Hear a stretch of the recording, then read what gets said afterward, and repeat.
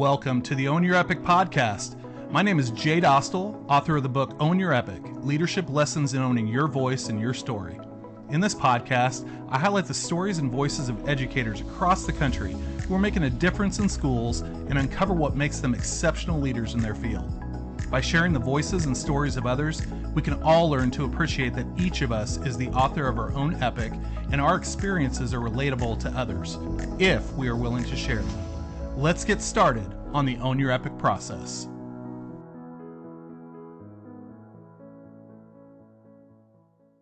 Welcome to the Own Your Epic podcast. This is Jay Dostal, and I am so excited to have a guest here today that I've worked closely with for the past 4 years. He is an unbelievable educator. He's got an amazing story to tell, and without further ado, we're going to go ahead and jump in to the interview. So why don't you start off and tell us a little bit about who you are and what you do?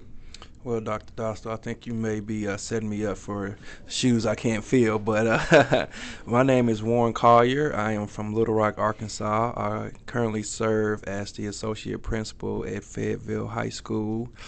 This is going on to be my 9th year in the Fayetteville School District. Started off as an Algebra 2 teacher, spent a year as an assistant principal at an elementary/middle school, and I've been here with Dr. Dostal as his associate principal at Fayetteville High School for the past 4 years. What do you think of the high school so far? I love it. It's a great place to be. It's you get a lot of everything here. It's a lot of moving parts. A lot of people say it's like a small community college. A lot of different things to manage, but you learn so much, and it's never a dull moment. That's awesome. So the whole purpose of this podcast, as we've talked about, Mr. Collier, is, and I don't know why we're being so formal. Just call me Jay. You don't have to call me Dr. Dostal. Come on, man. You know I'm not big on titles. Okay.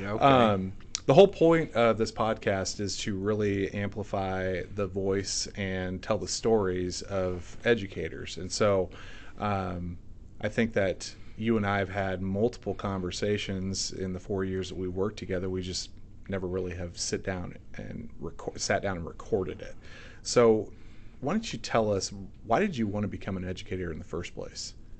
Why did I want to become an educator? So it's really a funny story how I ended up picking education. Showed up to University of Arkansas at Pine Bluff. I knew I wanted to do something with math. That was always my favorite subject. I always excelled in it. Took an engineering class when I was in high school. It was okay. I didn't really like it.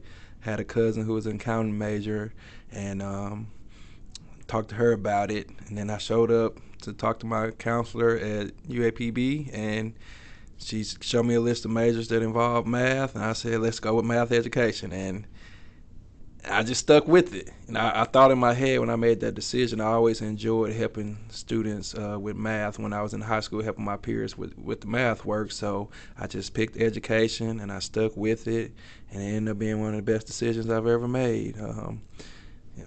So that's really foreign to me because, my background is in English. And math was, while I get it and I can use it and I understand the relevancy of it, it is not necessarily like my strong suit. What really drew you to math? It just always came easy to me from my early days in elementary school through high school. It was just always one of my favorite subjects I always look forward to. I remember having multiplication competitions in 3rd grade, and just the whole everything about math I always liked. I can trace it back to a story where I remember being at home one time and working on some math homework, and I think I was doing a simple addition problem, but I tried to pick up the calculator and use it. My dad made me put it down. So some of the things I was forced to learn in different ways because he wouldn't let me use a calculator at home, and I just enjoyed it. So it's weird that you bring that story up because I still remember my sister. My oldest sister, who went to Iowa State to become a chemical engineer, so she was in these really advanced math classes, and this was before those scientific calculators came out that did all the graphing, and so she had to learn how to do all of these math by working out the problems. And fast forward a few years later when I'm taking my high school math courses and I can't do anything without that graphing calculator, right. She's there looking over my shoulder. You should know how to do this. You should know how to do this. So, I mean, that's just it's interesting that uh, minds work a little bit differently like Right. that. But math has always just come naturally to you. Yes, sir. Yes, sir. It's just always been fun. I can remember when I would get in trouble when I was younger. If I didn't have anything to do, I would just go and get my dad's big bucket of change and count it out and put it in the sorters. That's how I spent my time when I couldn't do anything else. So, yeah. So let me ask you a little bit about growing up in Little Rock, and then also ultimately going to UAPB and HBCU. Hmm. Was that always your plan, or what? How did that work out for you? Well, I think it's kind of like my story when I picked math education. It just kind of happened. Originally, I wanted to go to Euler, and it came down to funding, scholarships, right? So, had I scored 1 point higher on my ACT, I would have went to UALR. But my current situation at the time, our school had a college fair. UAPB was there. I told him all my credentials, and he said, "You can get a full ride scholarship right now with your credentials." And at that time, Euler was only offering me like $5,000 a year. I said, "Full ride? Sign me up." Just so happened my dad graduated from there, but I never really thought, oh, I want to go to my dad's alma mater. But once they told me it was going to be free, sign me up. So you and I have had these conversations Hmm. before. What is for people who are listening to this? What do you think the biggest misconception is about HBCUs? That's a good question. I would say I haven't really encountered anyone who I would say has a misconception about a HBCU.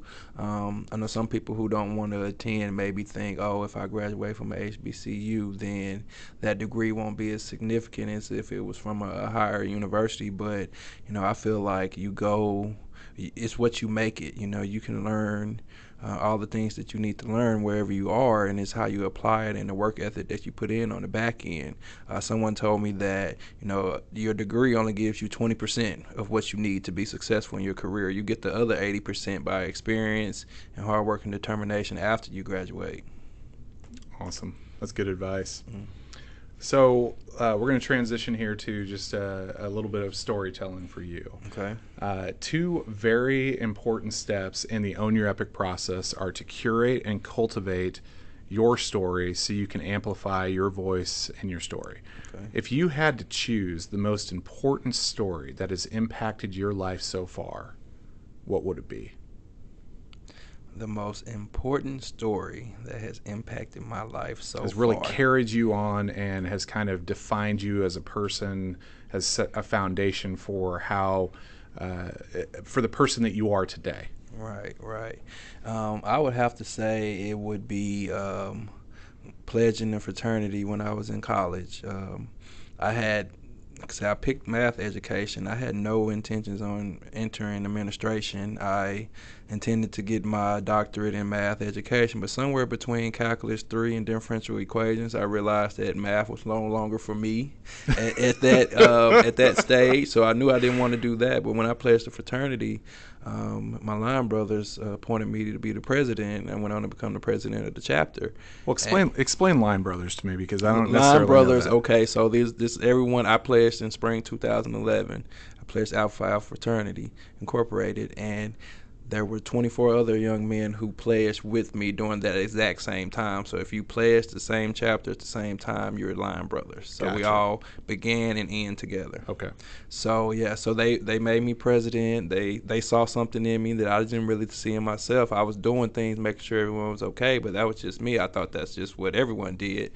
So they made that decision, and then ended up being chapter president. And there's different things we have to do throughout the year to be in good standings with Alpha Phi Alpha, and so we did that. And there's a state competition that we go to, and we won chapter of the year based on the things that I kind of helped organize and facilitate, knowing I couldn't have done it without my line brothers. But that whole process let me know that being a leader is about, one, making connections with the people who are in it with you and just learning how the organization works. So within education, I figured I could probably be a good principal. So I took that as soon as I graduated.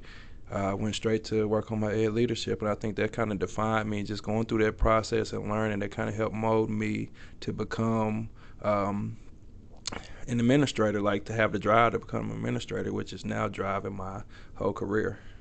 So between your experiences at Owl Creek Middle School and Elementary, and your experiences here at the high school level, over the course of that 5 year time period, what would you say has probably helped you the most, or what have you learned in that process? Because there's obviously a gap between the theory of what you learn in school versus the practicality of the actual workplace. So what's the biggest lesson that you've learned? I think I go back to that 20/80, knowing that you got 20% of it in school and 80% of it is experience. So me, I'm a sponge. I like to absorb anything that I can from everyone. So my year at Owl Creek, I got to learn all the aspects of being an administrator, all the different roles that are normally split if you're at a bigger school with more administrators to go around. But I had to do basically everything for the middle school setting. So discipline, 504, special education, test coordinating, instructional leadership, all that.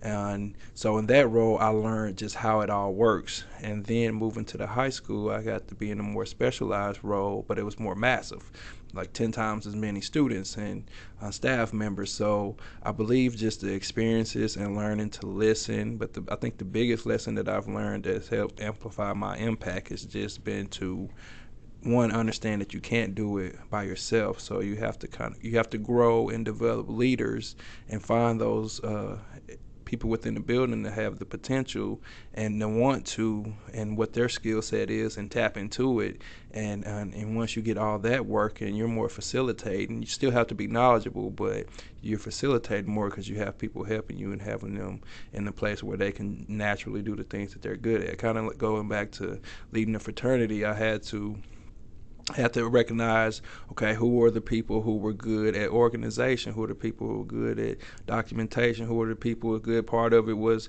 being able to step, okay, who were the people who were good at that. So having to recognize their talents now, that's manifesting itself in my administrative career.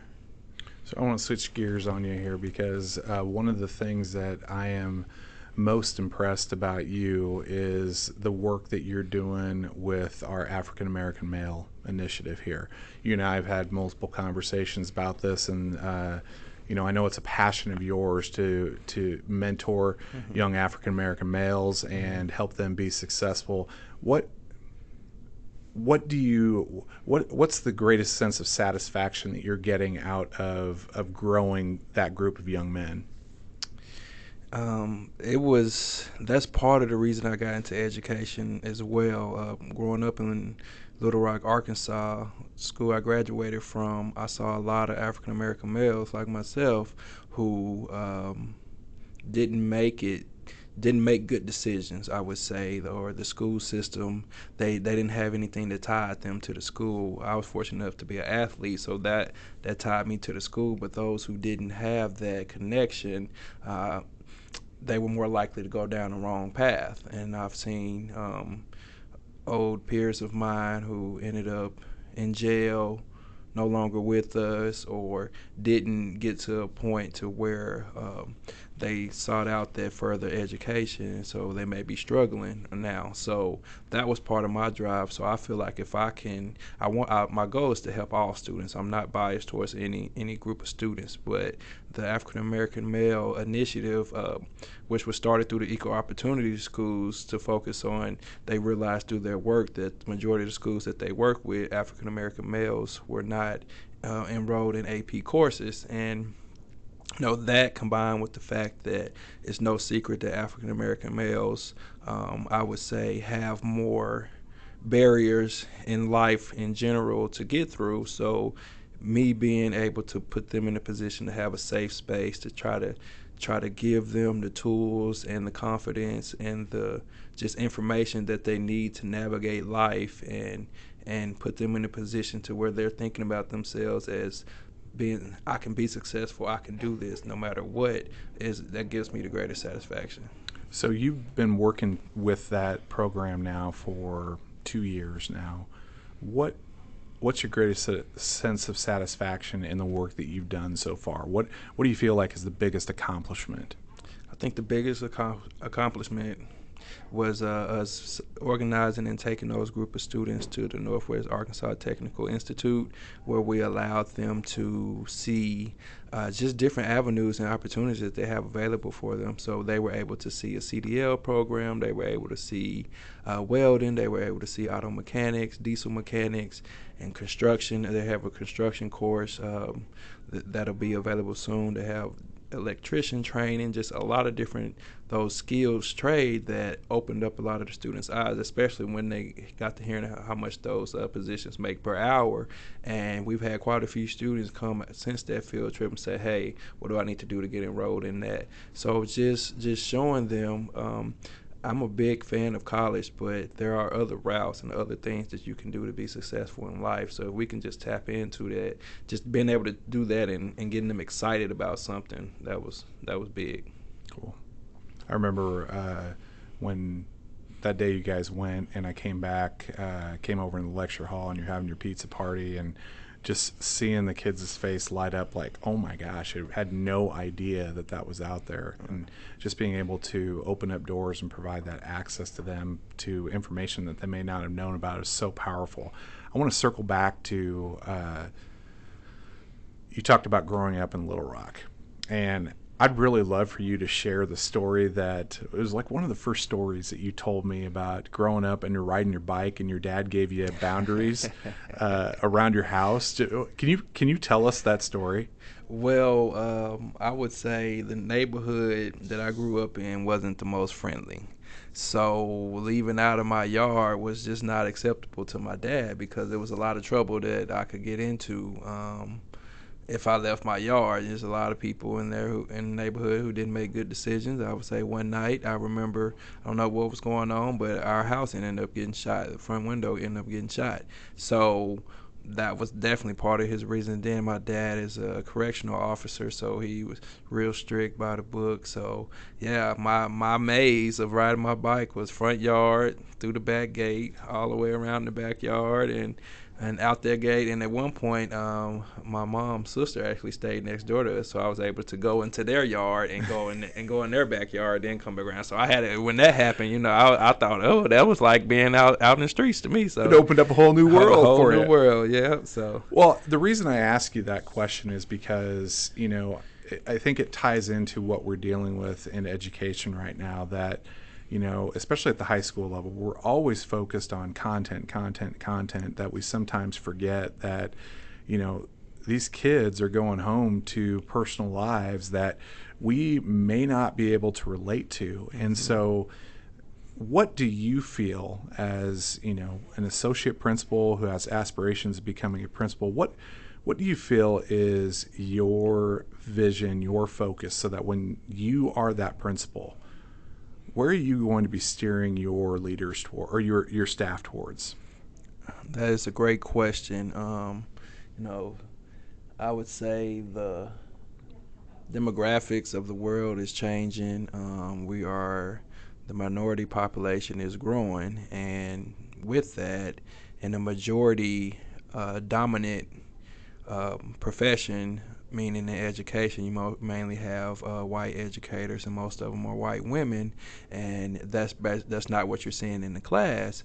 And so part of the research that I'm working on now is, one, how to improve. I chose to go improve education for students of poverty, which I found is mostly represents minority students, but culturally relevant teaching practices and trauma-informed practices. Most of our students who are struggling, they don't look like their teachers, or they've been through some type of trauma. I know Arkansas has one of the highest ACEs scores in the United States, and so just equipping teachers want to do well. You have to assume that they want to do well, so just equipping teachers with the tools and resources that they need to, one, understand their students, understand how their students best learn, and then being able to check maybe their own unintended biases, and knowing that if a student is doing something still thinking that they're well intentioned. Is just maybe something that they've been through that's preventing them from being that ideal student that all teachers like to work with. So I think just focusing on those two things and ensuring the staff is prepared to deal with any student who walks through the door, because parents send us their best students. And we're not like other companies like Walmart that get bad products. They can send it back to the manufacturer. We can't send any student back. We have to be able to educate any student that comes. Yeah, I love that you said that, because that was one of those things that in my first few years of teaching, someone had told me that, listen, parents are sending the best they've got. Mm-hmm. And it wasn't until somebody actually said that to me and I processed it like, oh, yeah, they're not deliberately trying to send you a defective child. They're sending the best that they've got, and we've got to do everything that we can to help them grow in the process. Right. Well, the world of education is very different right now with COVID and the pandemic and that sort of thing. A lot of our teachers are getting burned out. They're leaving the profession. There might not be a pipeline coming in to fill these spots. So the question I want to ask you is, what advice do you have for not only those teachers who are doing the work right now, who are invested and have been working but are maybe considering leaving the profession, and what advice do you have for those who maybe never thought about going into teaching, but how could you persuade them to maybe consider that as an option? What advice would you give them? So for the teachers who may be considering leaving, I would say I truly believe that education is one of the best jobs / careers that you can have. We get to work with students. We get to prepare students for their future in the next phase of their lives. And I think, like with any job, I know people who are working in many different careers who are still stressed, So I would say self-care, what you do outside of work, is the most important thing to your sanity at work. I don't care what you do. So, and remembering why you chose it. If you love what you do, you'll never work a day in your life. That's a common quote that you hear. So no matter what it is, you just got to find a way to love it. Find a drive. What gets you up every day? What motivates you every day? And find something that makes you smile at work. And then, like I said, find something at home, self-care that makes you happy.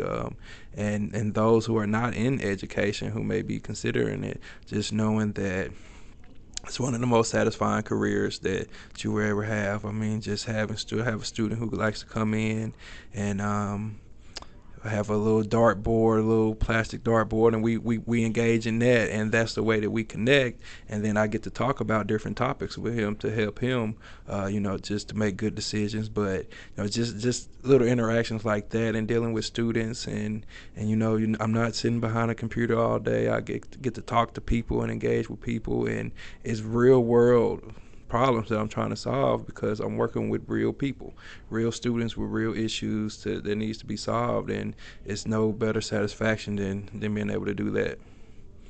So true. So true. Yeah. You talked about self-care. How are you taking care of yourself?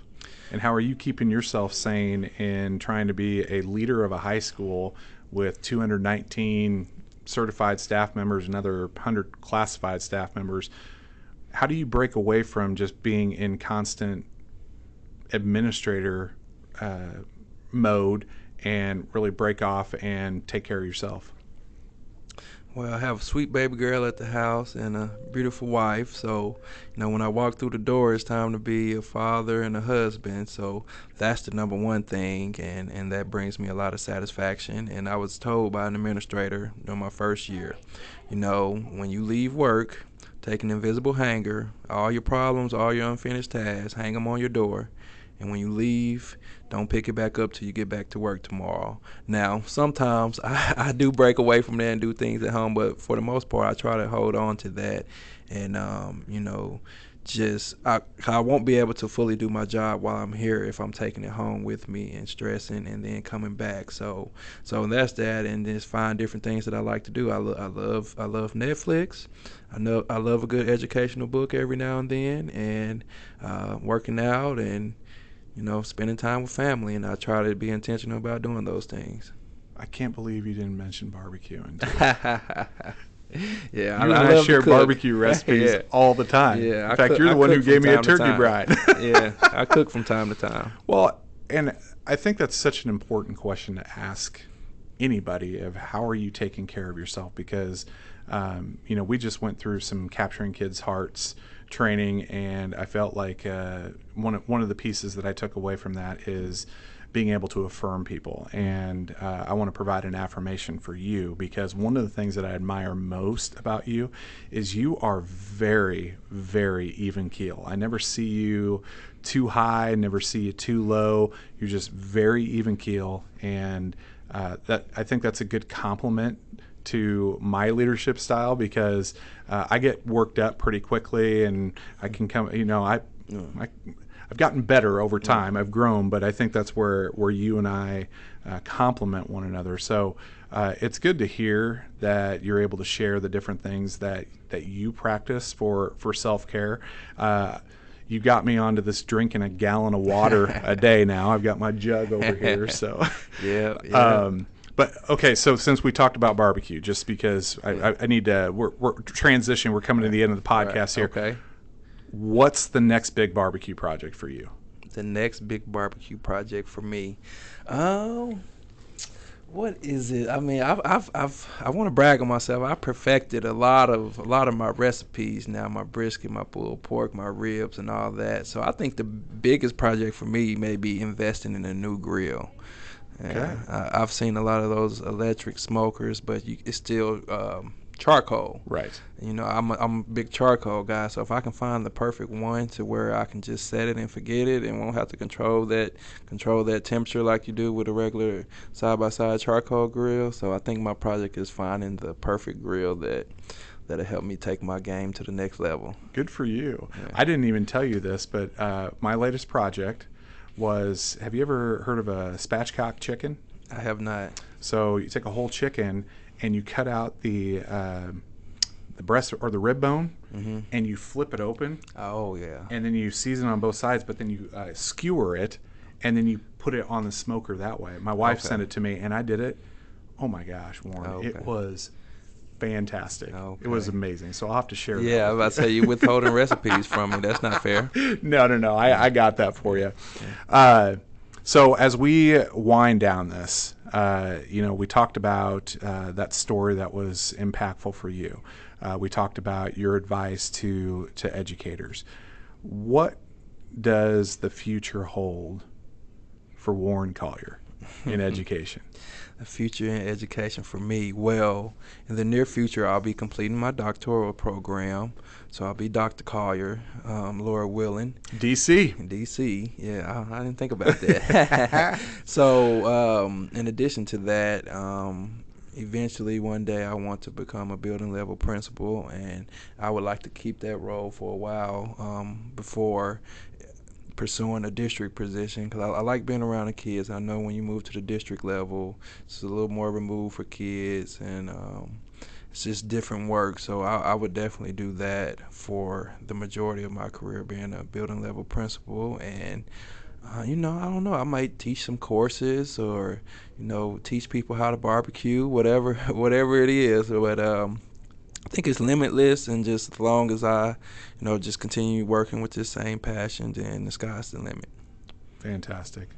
Well, Warren, it is always a pleasure talking to you on a daily basis, just because we work with one another, and I'm glad that you agreed to be able to sit down and just share your genius with everybody else, because I think that people listening to this will come to their senses and say, you know what, I need to reach out to that guy, because he's got a lot of experiences and you have made me a better leader just by knowing you. I appreciate your friendship. I appreciate your leadership style, and it's just been great to sit down for a half hour and talk with you. So thank you very much. Yes, sir. It was fun. All right. So that's the end of the podcast today. Again, joined by my colleague, Mr. Warren Collier, and soon to be Dr. Collier, because I know he's going to get it done. And we will catch you on the next episode of the Own Your Epic podcast. Thank you for joining me on today's podcast. To find out more about Own Your Epic, check out my website at ownyourepic.blogspot.com, where you can purchase my book or subscribe to all the latest blog and podcast updates. Until next time, own your epic and share your voice and your story. It matters and can make a difference in the lives of others.